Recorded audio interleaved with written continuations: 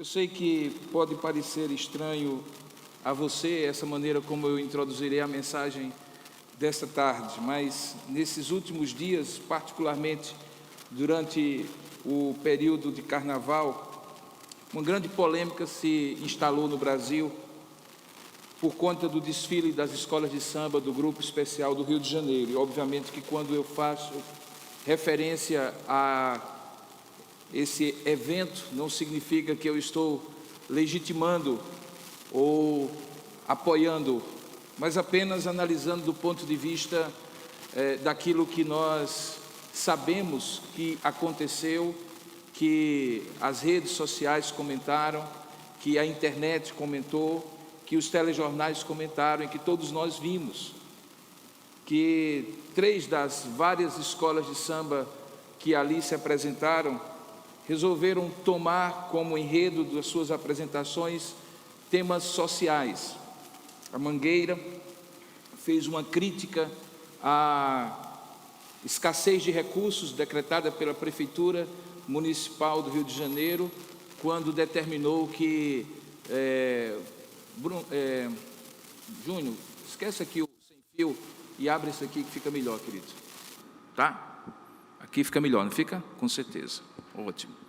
A Mangueira decidiu fazer uma crítica à escassez de recursos quando, com o enredo "Com dinheiro ou sem dinheiro eu brinco", usou da restrição que foi feita pela Prefeitura Municipal do Rio de Janeiro para supostamente criticar a decisão por razões de natureza religiosa. Colocaram o prefeito da cidade, que é evangélico, como um Judas, e uma crítica lhe foi feita, supondo ou acusando de que por razões religiosas, já que ele é um bispo da Igreja Universal do Reino de Deus, ele teria restringido aquelas verbas.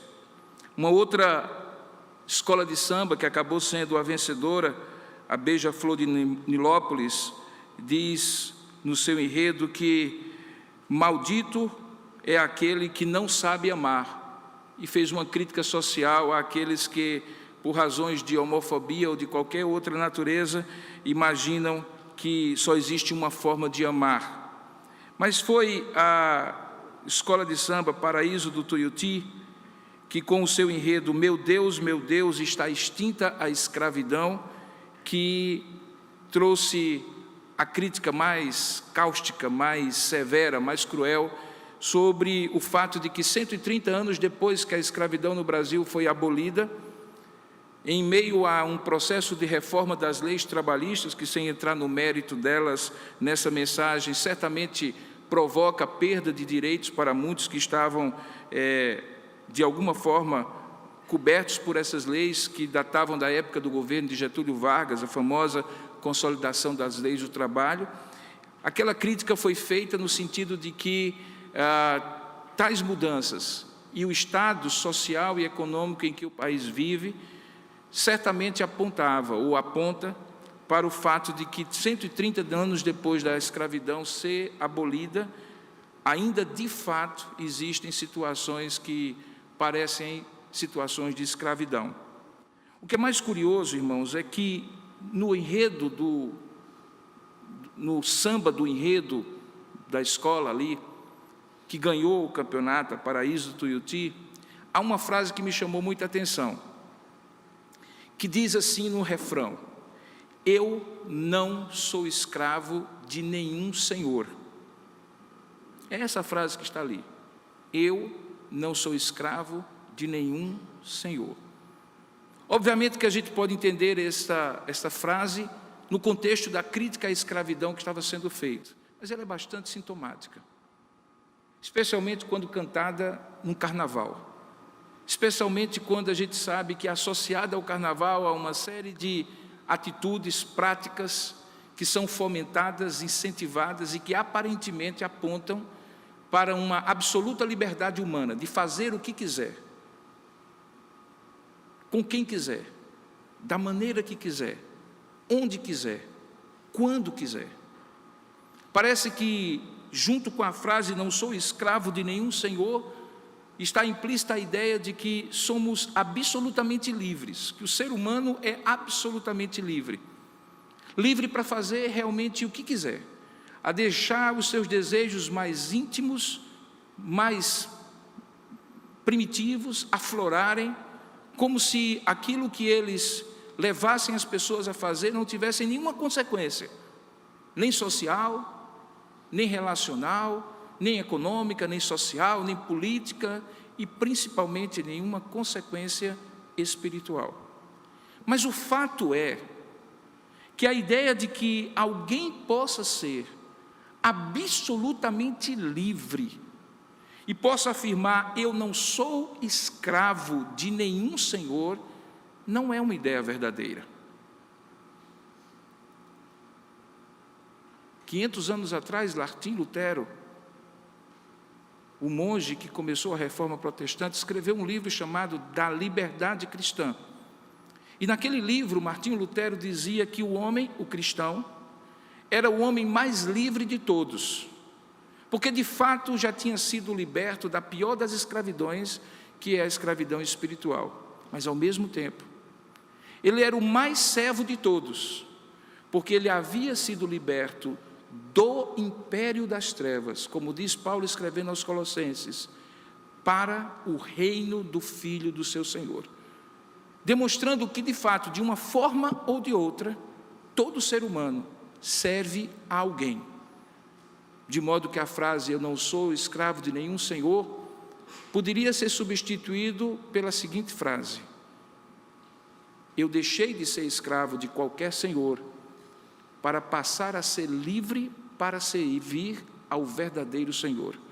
E é justamente nesse contexto que eu gostaria de ministrar a palavra de Deus aos irmãos nesse fim de tarde, pedindo que os irmãos abram a palavra de Deus num dos textos que começam logo depois daquele momento em que o povo estava no Monte Sinai recebendo as leis do Senhor.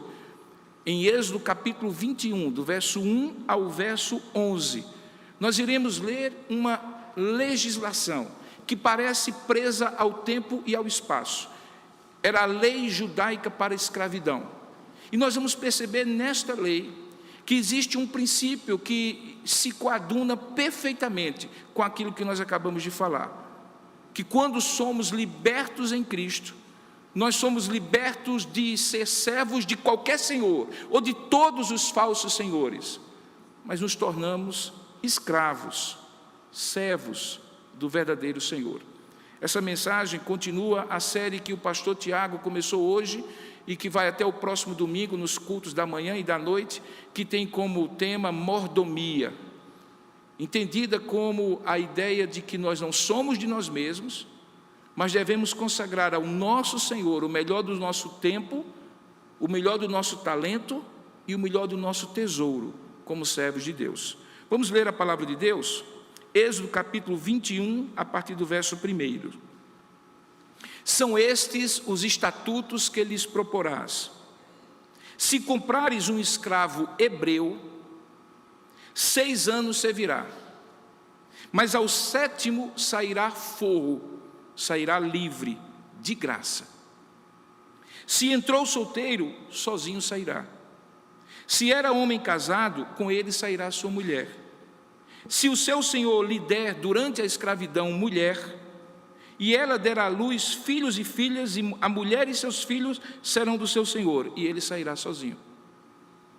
Porém, se o escravo expressamente disser: eu amo o meu senhor, minha mulher e meus filhos, e por isso eu não quero sair livre, não quero sair forro, então o seu senhor o levará aos juízes da terra, e o fará chegar à porta da cidade, ou à sua própria ombreira, e o seu senhor lhe furará a orelha com uma sovela, um instrumento de perfuração, e ele o servirá para sempre. Se um homem vender sua filha para ser escrava, esta não lhe sairá como saem os escravos. Se ela não agradar ao seu senhor, que se comprometeu a desposá-la, ele terá de permitir-lhe o resgate, não poderá vendê-la a um povo estranho, pois isso será deslealdade para com ela.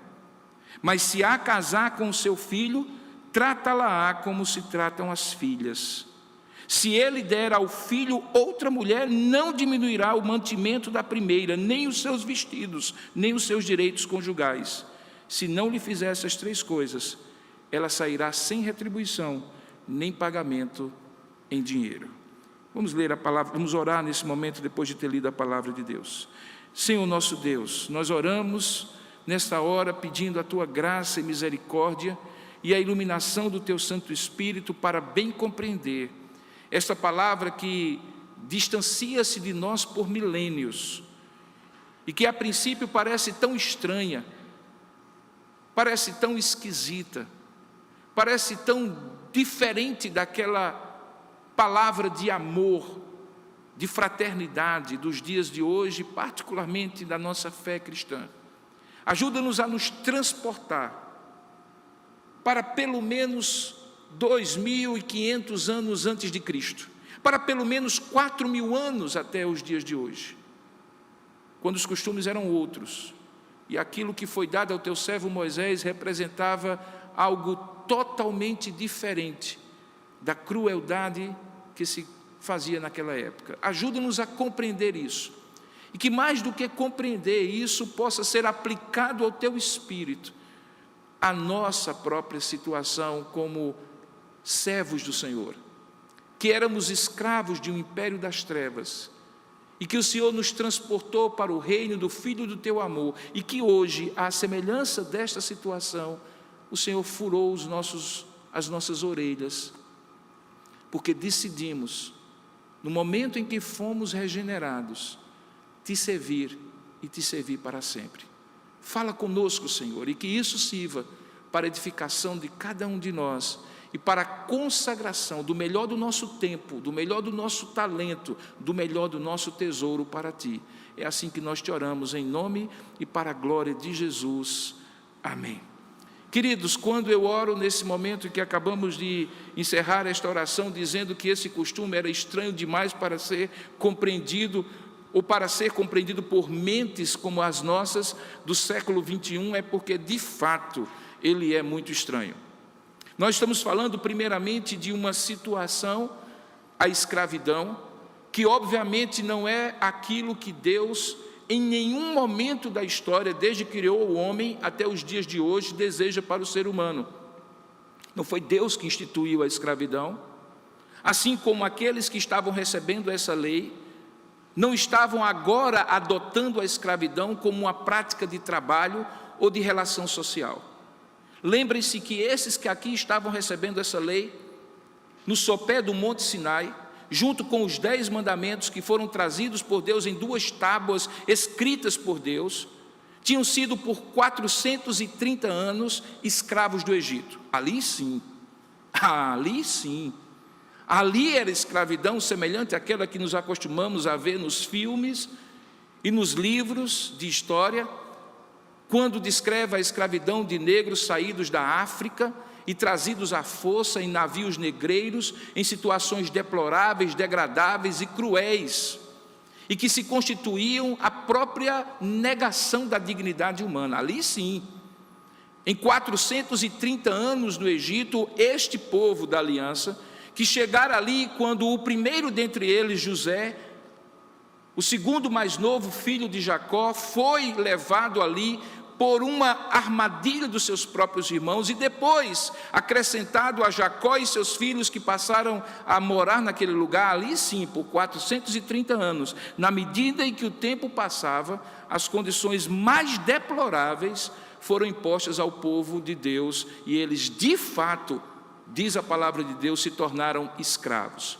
A angústia e o clamor deles foi tão grande que subiu aos olhos de Deus e aos ouvidos de Deus, e como diz a palavra de Deus, ele lembrou-se da promessa que havia feito a Jacó, que até a 3ª ou 4ª geração ele haveria de redimir o seu povo, e o fez, e vocês conhecem a história, por 10 pragas que humilharam os deuses do Egito, até que no dia da Páscoa, da passagem do anjo destruidor, Deus os tirou por mão poderosa e os libertou daquele império que os oprimia não apenas do ponto de vista social, mas do ponto de vista espiritual, para levá-los a uma terra prometida, conforme havia dito que faria quando chamou Moisés. Esse povo, portanto, que recebe essa legislação, por incrível que possa parecer a você, por estranho que possa parecer às mentes contemporâneas, olhava para esse texto e dizia assim: ainda bem. Porque a realidade das nações como o Egito e de todos aqueles povos cananeus e os grandes impérios da história era diametralmente oposta a isso aqui. Era uma escravidão de fato, que afrontava a dignidade humana. Mas quando nós olhamos aqui e vemos que logo depois de Deus entregar os 10 mandamentos, uma série de leis derivadas foram promulgadas por Moisés, um código civil, um código penal, um código sanitário, um código imobiliário e uma série de outros códigos que hoje modernamente vemos neles princípios que ainda hoje são usados.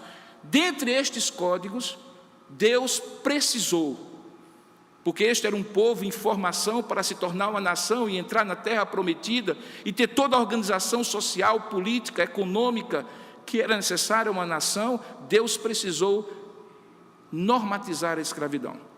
Deus precisou estabelecer o que ele entendia que era cabível naquele contexto social de 430 anos sob uma escravidão severa, degradante, mas que não poderia ser o padrão que a partir dali o povo de Deus haveria de usar. Daí porque ele coloca esta passagem logo depois dos 10 mandamentos, ainda no capítulo 20, e começa nesse capítulo 21 dizendo assim: são estes os estatutos, de modo que nós estamos aqui diante de um estatuto que estabelecia normas de relacionamento entre aqueles que eram senhores e aqueles que eram servos. E na passagem que nós vemos, particularmente aqueles que tinham servos dentre os seus irmãos judeus. Veja que no verso 2, fica muito claro, quando diz assim: se comprares um escravo hebreu,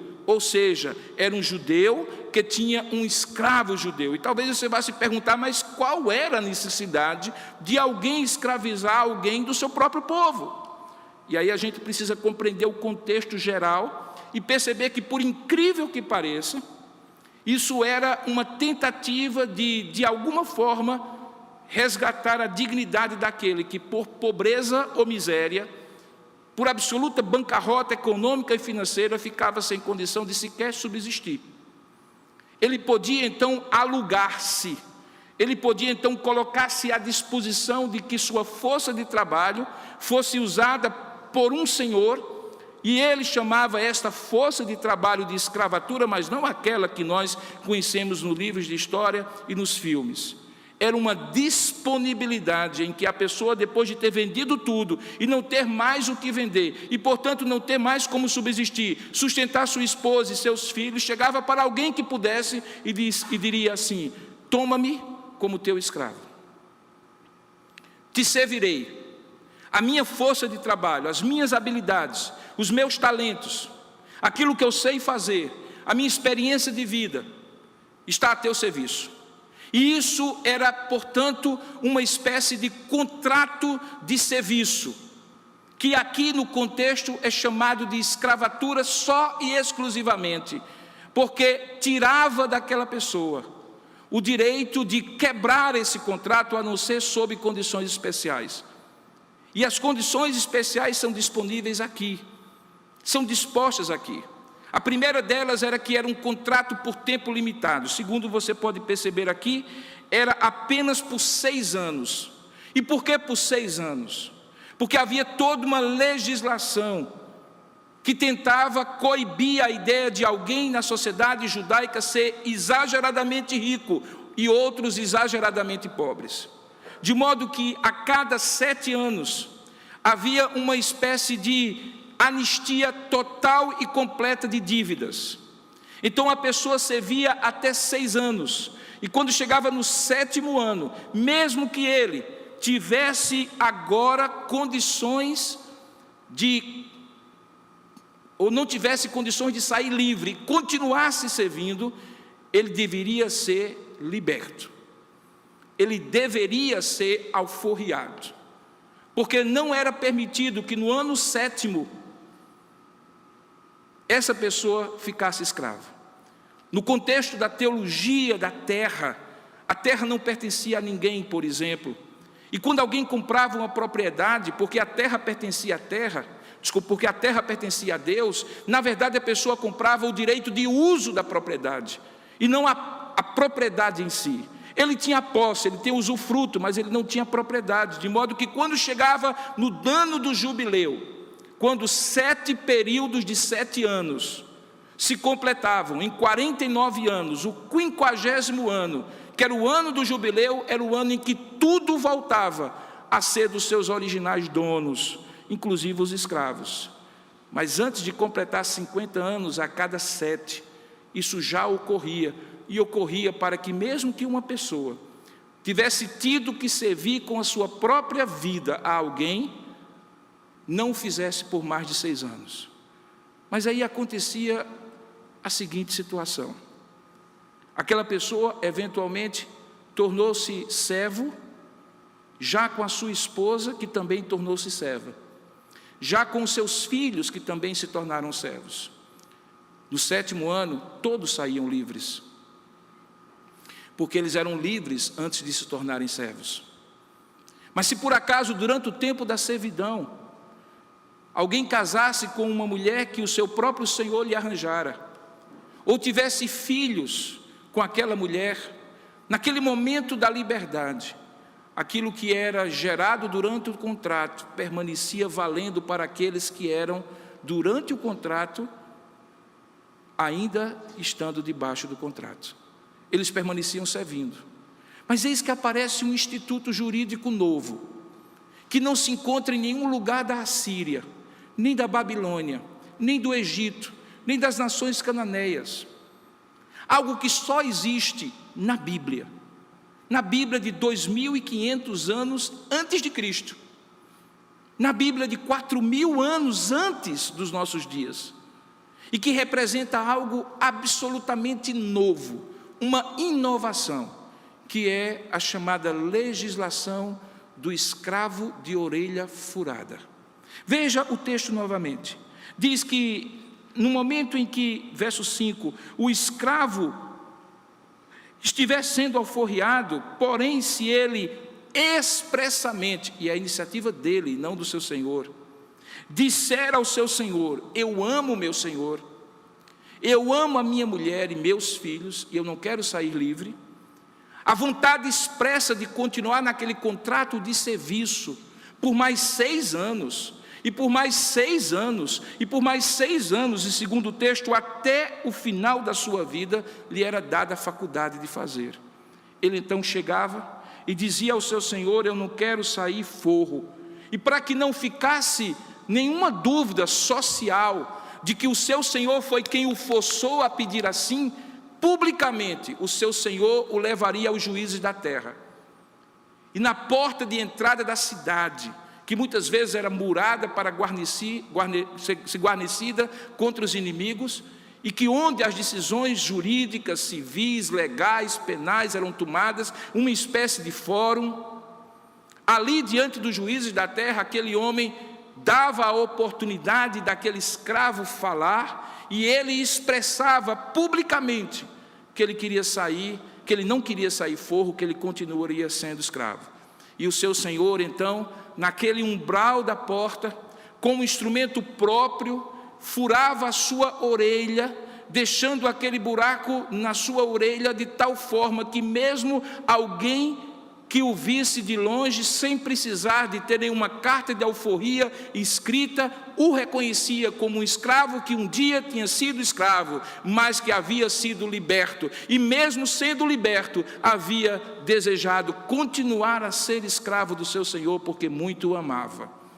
Essa legislação, chamada legislação do escravo de orelha furada, permitia então que aparecesse aquilo que o pastor Tiago falou hoje pela manhã, já no contexto greco-romano, da figura do doulos. que no Novo Testamento traduz a palavra grega de escravo voluntário. Aquele que é escravo porque quer, aquele que é escravo porque ama, aquele que é escravo porque deseja, aquele que é escravo porque reconhece a bondade do seu Senhor, aquele que é escravo porque se sente protegido pelo seu Senhor, aquele que é escravo porque deseja servir ao seu Senhor, porque deseja retribuir o cuidado do seu Senhor. Assim o era, e quando ele assim acontecia, ele era um escravo que tinha sido liberto de uma condição de escravatura para se tornar livre para servir. Esse livre para servir é exatamente a melhor descrição que alguém poderia ter quando nós chamamos o nosso Deus de meu Senhor, e quando nós chamamos uns aos outros de servos de Deus ou de servos de Cristo. Nós somos os escravos de orelha furada. O que isso significa? Que implicações isso tem para nós? Como podemos ver comparativos que ajudem a gente hoje a entender melhor o que significa servir a Deus? A primeira delas é que esta decisão não é uma decisão que, apesar de tomada pelo servo, surge do servo. Veja que a motivação para que aquele servo dissesse, eu não quero sair livre, tinha sido causada por algo que o seu senhor, durante 6 anos de escravidão, lhe fizera, ou seja, o bem. Nenhum escravo sairia de orelha furada se o seu senhor lhe fosse mau, cruel, déspota, tirano. Ele só seria um escravo de orelha furada se ele reconhecesse a bondade de Deus na sua vida através daquele senhor que, mesmo alugando a sua força de trabalho, cuidava dele. Os escravos, no contexto judaico, eram chamados de irmãos. Eles tinham direito a descanso semanal, e em dias feriados podiam celebrar a Páscoa junto com os seus senhores. Não podiam ser extraditados nem vendidos para uma terra estranha e para um povo estranho, como acabamos de ler. E mesmo que em um momento de rebelião eles saíssem fugidos, nenhum capitão do mato era levado ou enviado para trazê-los à base de escoriações, de maus tratos e até de morte. Eles podiam voltar, arrependidos se quisessem, e serem acolhidos sob o manto da lei de volta ao seu Senhor, de modo que aquilo lhe era perdoado, e ele poderia continuar servindo a Deus. Por causa dessa legislação que protegia aquele que era servo, é que em alguns casos, quando alguém entendia que isso era bondade do Senhor, que lhe supria as necessidades, quando ele poderia ter sido deixado como os párias da sociedade, os excluídos, mendigando, ou eventualmente no caso das mulheres, oferecendo o seu corpo em prostituição, como era muito comum naquelas terras daquela época, quando ele assim o reconhecia, ele então entendia que a decisão de dizer assim, eu não quero sair livre, mas eu quero ser teu servo para sempre, era motivada não por uma decisão dele, mas por um reconhecimento dele.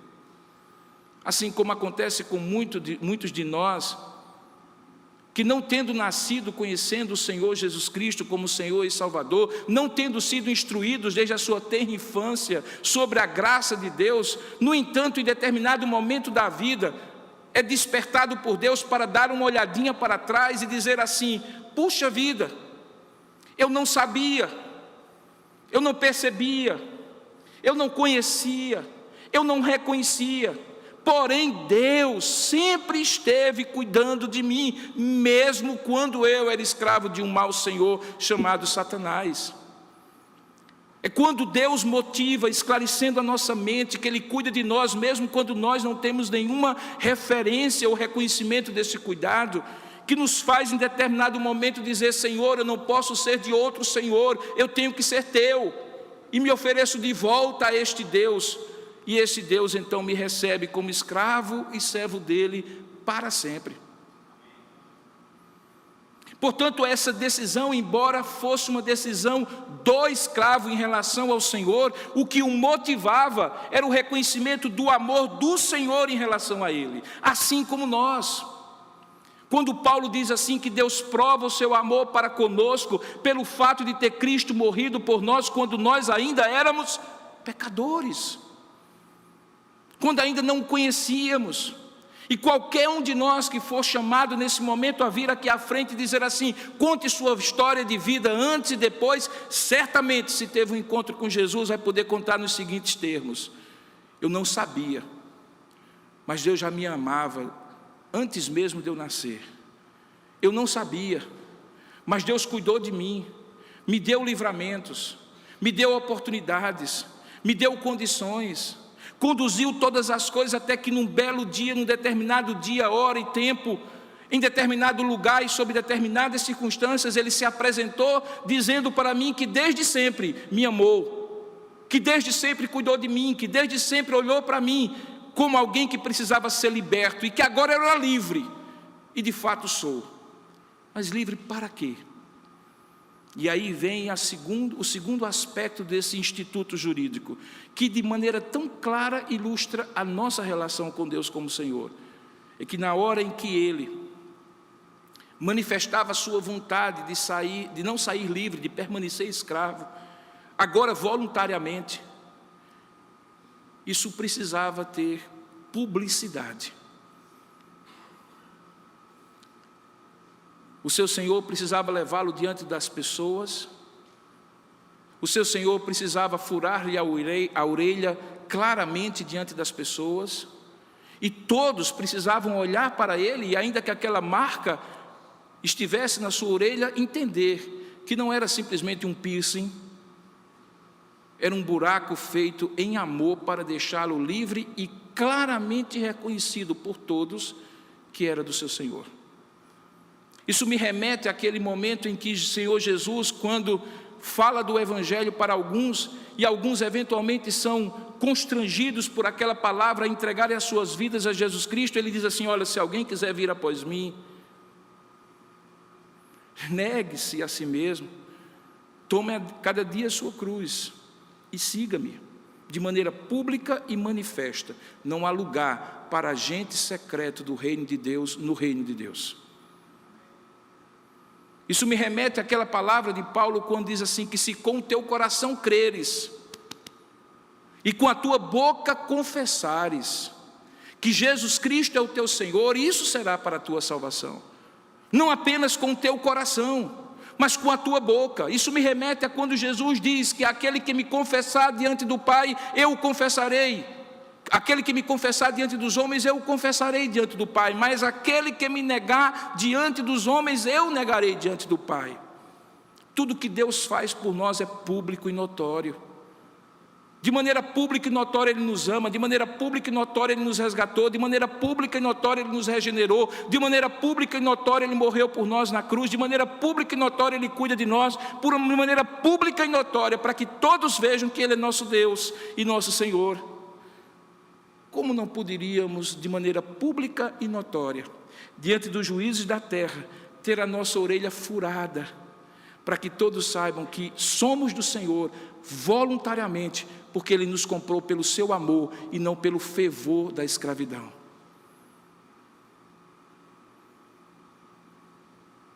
Não é possível, queridos, que alguém conscientemente entenda o amor de Deus, entenda a salvação, entenda o resgate de Deus sobre a sua vida, entenda a desgraça de ter vivido escravo, e o risco de que, se Deus não tivesse libertado, essa escravidão fosse para sempre, e por toda a eternidade o levasse a estar longe de Deus e separado de Deus. Não é possível que alguém, diante dessa consciência, não consiga reconhecer a bondade e a misericórdia de Deus, e ainda continue com a boca fechada sem falar do seu Senhor, com a sua vida torta sem testemunhar do seu Senhor, com os seus talentos enterrados sem oferecer ao seu Senhor, com o seu tempo dado em migalhas e esmolas ao seu Senhor, com o seu tesouro de maneira ambiciosa e avara retida do seu Senhor. Quem de fato conheceu Jesus e foi liberto por Ele, de maneira pública e notória, diz a quem quiser ouvir: eu sou do meu amado e meu amado é meu. De maneira pública e notória diz que em nada tenho a minha vida preciosa para mim mesmo, contanto que eu complete a minha carreira e cumpra o ministério que o Senhor me chamou, como Paulo escreveu e disse, e foi escrito por Lucas em Atos capítulo 20, verso 24. É impossível que alguém chegue numa passarela, num sambódromo, e de maneira afrontosa, por razões que vão além dos aspectos sociais, políticos, econômicos, e diga assim: eu não sou servo de nenhum senhor, e nós não tenhamos a mesma ousadia, coragem, voluntariedade, de dizer: não, nós somos servos do verdadeiro Senhor. Afinal de contas, queridos, quando se é muito amado, o coração é recheado de uma gratidão tal, que é impossível que essa gratidão não vaze de nós em palavras, atitudes, pensamentos e comportamentos. Era público, precisa ser público na sua vida. Era completo, pela vida toda, em todos os sentidos, 24 horas, oferecido voluntariamente. Como nós podemos imaginar que vamos fatiar a semana e o que sobrar do tempo vamos oferecer a Deus? Que vamos pagar nossas contas, aproveitar a vida com a nossa renda, que mesmo sendo suada e digna, só é nossa porque Deus nos deu saúde, só é nossa porque nos deu oportunidade, só é nossa porque nos deu inteligência, só é nossa porque fez o fruto das nossas mãos frutificar. Como é possível que nós então não nos encabulemos em colocar uma nota de R$2 no envelope de dízimo e de oferta da igreja, como se estivéssemos dando a alguma pessoa na esquina de um semáforo da nossa cidade por descargo de consciência? Como é possível? Ah, querido, se isso corresponder à sua renda mensal de R$20, certamente Deus haverá de abençoar. Mas se isso estiver sendo apenas o resto do resto do resto do resto, saiba você é escravo de orelha furada. Você disse um dia: eu reconheço Jesus como Senhor da minha vida. Como você pode oferecer somente o resto? Como?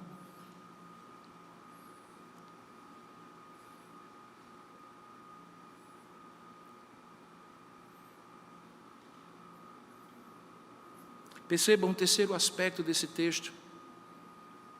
Naquele estatuto da escravatura, da escravidão, e que tão bem representa a nossa relação com Deus. A partir do verso 7, diz que há algumas situações em que, se um homem vender a sua filha para ser escravo, e entenda por favor a linguagem, não se trata de entregar a filha para ser simplesmente usada como objeto sexual. A ideia não é essa. A ideia é que, tendo o homem responsabilidade de prover para os seus filhos casamento segundo o Senhor, caberia ao homem decidir que tipo de casamento e a quem esse casamento interessava para glorificar a Deus. E então, em algum momento, ele poderia sim dar a sua filha para ser dedicada exclusivamente a alguém. Mas veja só, que se ela não agradar ao seu Senhor, verso 8, que se comprometeu a desposá-la, não era uma escravidão apenas, mas era algo de dedicação completa a Deus no casamento com aquela pessoa. Diz o texto: ele terá de permitir-lhe o resgate. Não poderá vendê-la a um povo estranho, pois isso será deslealdade com ela. Aqui surge uma outra figura, belíssima figura do Antigo Testamento, que se chamava o resgatador. Você vê uma ilustração perfeita de quem era essa pessoa e do que ela fazia no livro de Ruth. E se você recorda bem aquela história, quando Noemi, aquela mulher que ficou viúva, junto com as suas noras, que também ficaram viúvas, decidiu voltar com uma de suas noras, chamada Ruth, porque ela era moabita e Ruth era israelita, e ela estava para voltar para casa. Elas chegaram num determinado lugar de volta a Israel, e não tinham nada com que se sustentar. E queridos, se você pensa que hoje as condições sociais e econômicas são deploráveis, naquela época uma mulher que era viúva ou abandonada pelo marido só tinha 2 caminhos: a mendicância ou a prostituição, porque ninguém cuidava dela. Não havia previdência social, não havia pecúlio, não havia absolutamente nada que desse segurança àquela mulher. Numa época extremamente machista, ela era vista como alguém a quem se dava uma esmola ou de quem se tirava proveito. E aquelas 2 mulheres chegam a Israel, e chegam a Israel na condição de absoluta miséria, de absoluta penúria, vulnerabilidade social ao extremo. E aí aparece a figura de um homem chamado Boaz, dono de uma terra.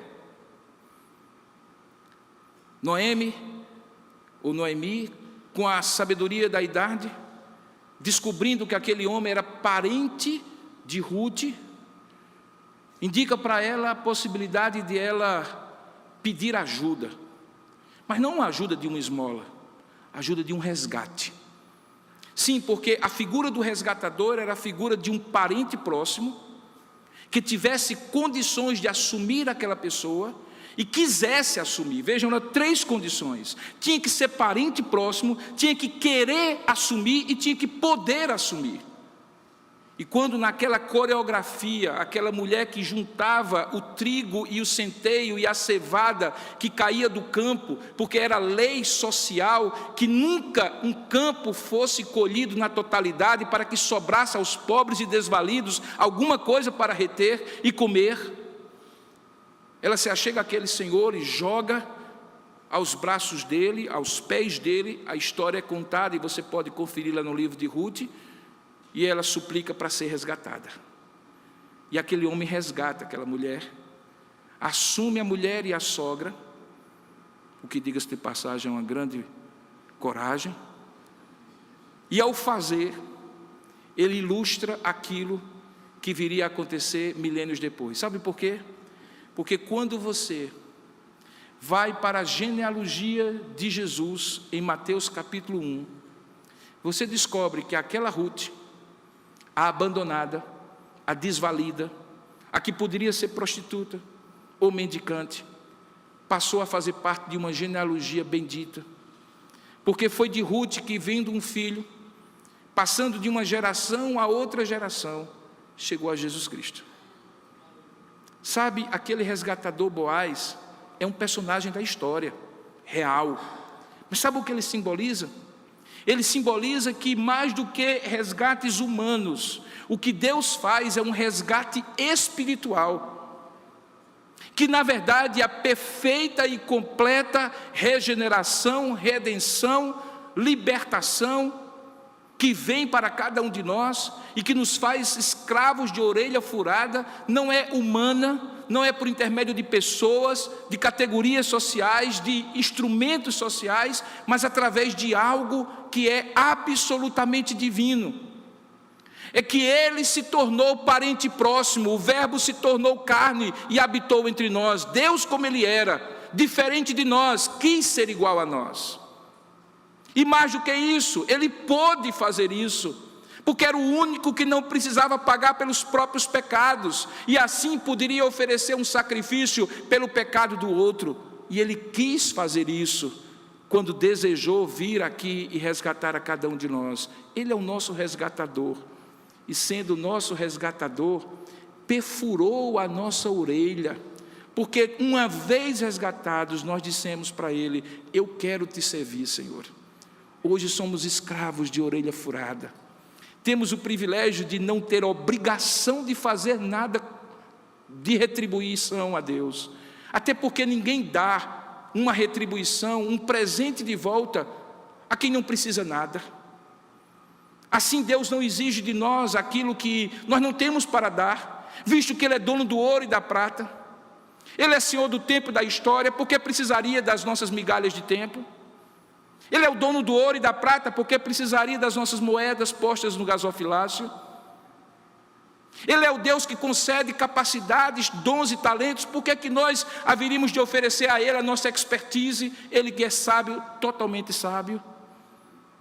Mas aquilo que não fazemos por obrigação, se reconhecermos a redenção daquele que nos resgatou do império das trevas e nos transportou para o reino do Filho do seu amor, nós não podemos dar a Ele menos do que 100% do que nós somos, do que nós fazemos e do que nós temos. Porque quando Ele decidiu fazer por nós, Ele não deu menos do que 100% do que Ele era, do que Ele tinha e do que Ele poderia fazer. Deus amou o mundo de tal maneira que deu o seu único Filho, para que todo aquele que nele crê não pereça, mas tenha a vida eterna. Ele deu tudo.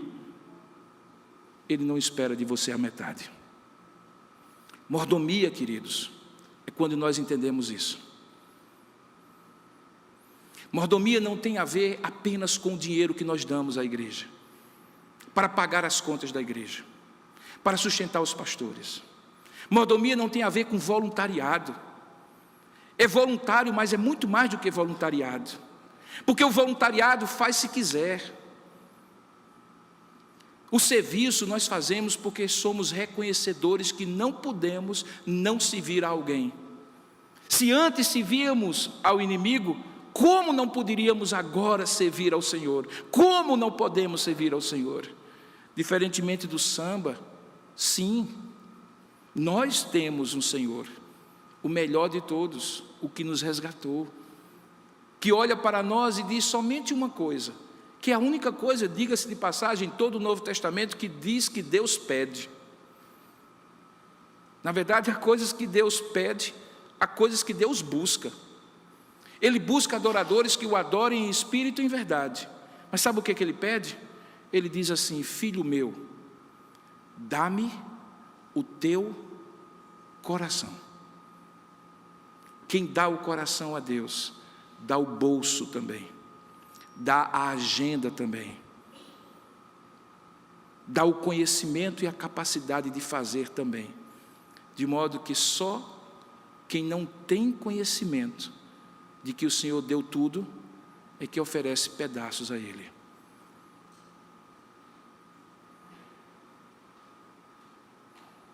Me chama muita atenção um testemunho que já foi dado nessa igreja, pelo menos em 2 ocasiões que eu recordo, no tempo que ela existe. E certamente alguns que têm mais tempo nessa igreja devem recordar.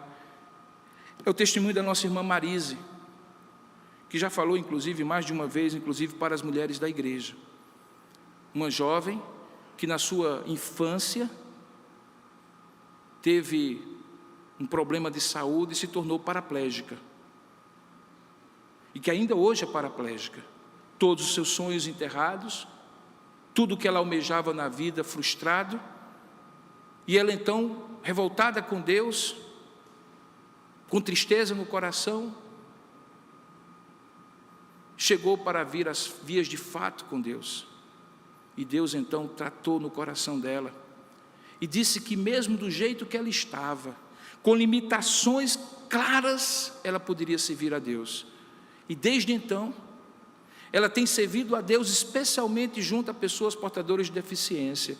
Fundou uma instituição em Recife, pratica esportes, hoje com mais limitação porque o tempo passou, mas na sua juventude, a ponto de incentivar atletas a participar de Paralimpíadas, na época em que nada disso era ressaltado ou respeitado, sequer incentivado.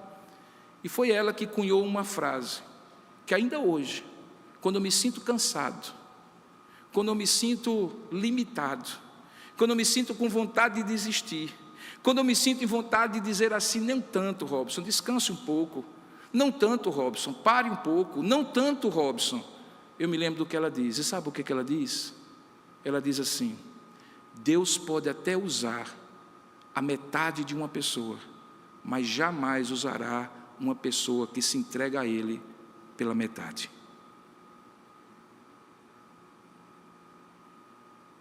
Vou repetir. Deus pode até usar a metade de uma pessoa, se ela tiver só a metade para oferecer. Mas ela jamais, ou ele jamais, aceitará alguém que dedica para ele apenas uma metade. Fomos livres para servir. Mordomia é oferecer tudo, porque tudo é dele. O tempo, o talento e o tesouro, tudo é dele. Que Deus nos abençoe, nos faça compreender essa verdade e nunca mais você se esqueça: sua orelha foi furada. Todos sabem quem você é. Você reconheceu isso diante de Deus e diante dos homens. Alguém lhe resgatou e deu tudo por você. Devolva o que Ele lhe deu: seu tempo, seu talento, seu tesouro. Isso é ser mordomo daquilo que recebemos de Deus. Curva sua cabeça agora e feche os seus olhos. Reflita sobre essa palavra que você ouviu. Pense sobre aquilo que Deus falou ao seu coração. Talvez, certamente cada um de nós vai ser levado a refletir sobre que nível de dedicação, de comprometimento nós temos oferecido a Deus. E talvez muitas desculpas possam surgir no seu coração nessa hora. Muitas justificativas, mas deixa eu lhe dizer bem claramente: chegue para Deus e com a sinceridade do seu coração, diga para Ele, porque o melhor do seu tempo, o melhor do seu tesouro e o melhor dos seus talentos, você não está dando a Ele. Pode dizer para Ele, explique-se. Faça essa oração com sinceridade, porque Ele conhece o seu coração.